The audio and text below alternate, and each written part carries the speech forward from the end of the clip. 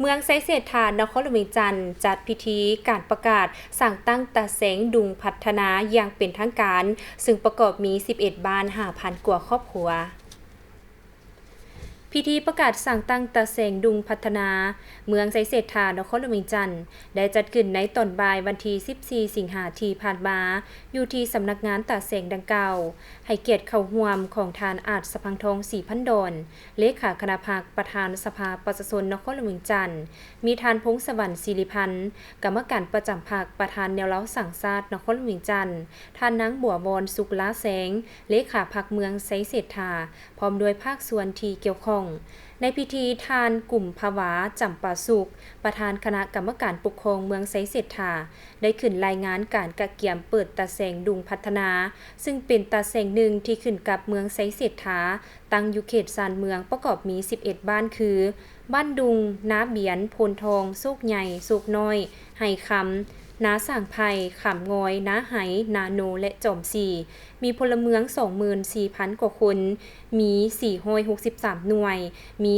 5,500 กว่าครอบครัวมี5,400 กว่าหลังคาเรือน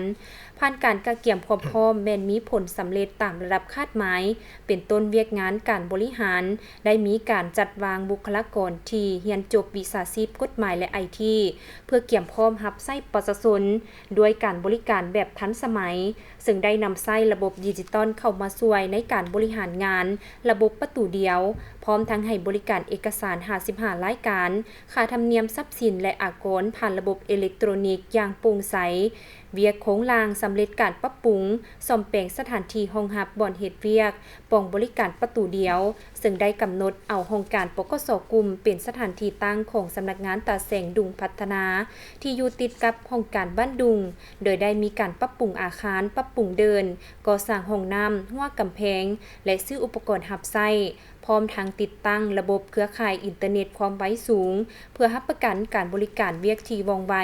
การสร้างตั้งตาแสงดุงพัฒนาครั้งนี้บ่เพียงแต่เป็นการจัดตั้งปฏิบัติระเบียบการเท่านั้นแต่เป็นการยกระดับการบริหารรัฐให้ใกล้ชิดกับประชาชนเพิ่มประสิทธิภาพในการพัฒนาเศรษฐกิจสังคมให้ก้าวไปสู่ความทันสมัยและยืนยง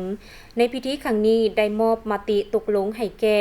คณะปกครองเมืองไซเศรษฐาพร้อมคณะบริหารงานตาแสงและได้มอบใบย่องย่อให้องค์การปกครองบ้านและให้ผู้ให้การสนับสนุนจากนั้นก็ได้รับฟังการโอ้ล้มให้ทิศซี่นำจากทานอาจสะพังทองศรีพันดอนเลขาคณะพรรคประธานสภาประชาชนนครหลวงเวียงจันทร์พร้อมนี้ยังได้มอบเงิน200ล้านกีบให้กับองค์การปกครองบ้านดุงเพื่อนำไปพัฒนาปรับปรุงอาคารสถานที่ห้องการบ้านและหมุนไส้เข้าในเวียกงานตอนท้ายพิธีการนำนครหลวงเวียงจันทร์และเมืองก็ได้ร่วมกันเปิดป้ายพร้อมทั้งลั่นคอง9 บาทเพื่อเป็นสิริมงคลในงานและเยี่ยมชมสถานที่เวียกงานของตาแสงดุงพัฒนาตื่มอีก